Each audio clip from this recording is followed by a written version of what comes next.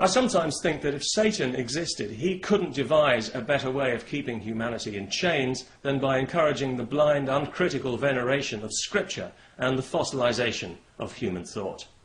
So, without wishing to be too rude about it, I want to say something now to the handful of people who insist on sending me sometimes quite lengthy passages of Scripture. You probably know who you are.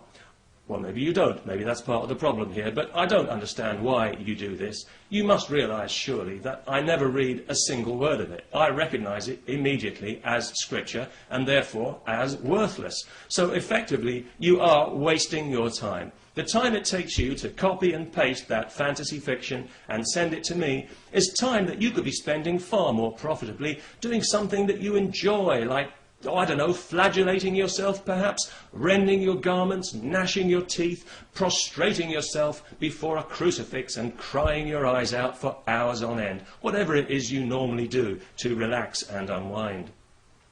On the other hand, if it's a genuine neurotic problem that you've got, some kind of obsessive-compulsive disorder, well, obviously that's different. Then I do sympathise. Please carry on sending as much Scripture as you like. But consulting a trained mental health professional might also be quite a good idea, because Scripture is not reality. I'm sorry to be the one to break the bad news. It's just Scripture, I'm afraid. What's been divinely revealed hasn't been revealed at all. It's been imagined. And if it's all you've got to support your particular version of reality and the God who supposedly created it, well then I would suggest that your God is in fact a false God. And every time you proclaim him, you merely proclaim yourself deceived. Like the village idiot who walks around blowing a whistle at people because he thinks it makes him important, when all it does is single him out as the village idiot. Apologies, by the way, to any genuine idiots who are offended at being associated with religion. That wasn't my intention.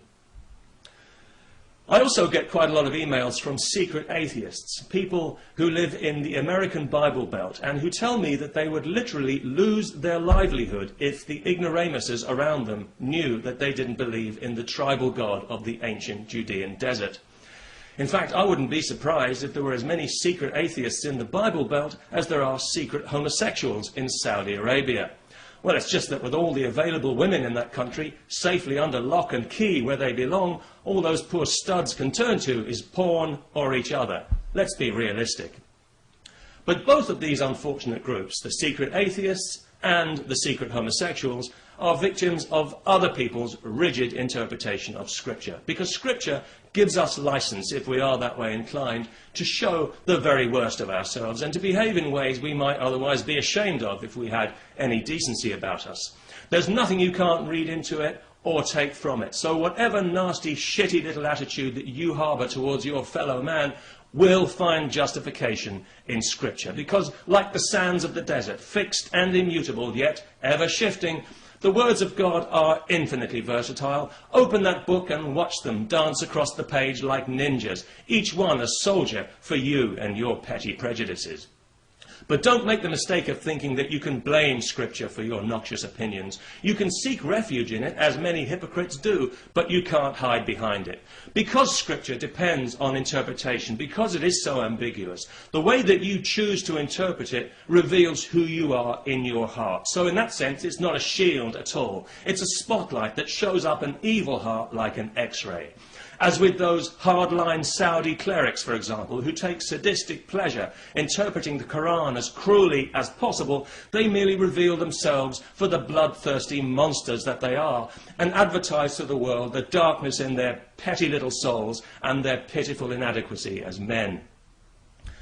Right now, the Anglican Church is tearing itself apart because some people, again, have taken refuge in Scripture as an excuse for prejudice against women and homosexuals. In any other walk of life in the civilized world, this would be prosecuted as a crime. But Scripture legitimizes it, implying that it's the result of profound reflection, when in fact it's just a grubby front for chauvinism and ignorance. Which brings me back to the Bible Belt. Widely recognized, of course, as an area of outstanding natural stupidity, and with very good reason, especially when you consider the millions of dollars that have been spent in building creation museums. Just think of the psychotherapy that money could have paid for. Creation museums are the latest symptom of Christie insanity to hit the United States, and they are, of course, inspired 100% by Scripture. At the moment, they seem to be popping up like mushrooms in a spontaneous eruption of life, ironically enough, all over the land of the free and beyond now. These are places of education where Christian children can go to learn the truth, that their parents are morons and quite possibly insane. They'll learn that Adam and Eve not only existed in all their Disney-like fig-leafed apple-chomping glory, but they rode around the place on dinosaurs. Hell, they probably even had rodeos. Well, why not? They were Christians, weren't they? The dinosaurs, of course, died out eventually, and, well, who could be surprised? Look at the company they had to keep. Although one dinosaur is still with us, unfortunately, and that is creationism's very own Ignoramus rex, a small-brained creature with a hard outer shell, impervious to reason, feeds exclusively on Scripture, and its copious droppings have not only been used to build these museums, but can serve as a useful metaphor for everything in them. If you've got a head full of Scripture, then what you've got is a head full of ideas that have stopped growing. That'll be a head full of dead ideas then. And you have no right to have those ideas respected or taken seriously. You're simply not entitled to it.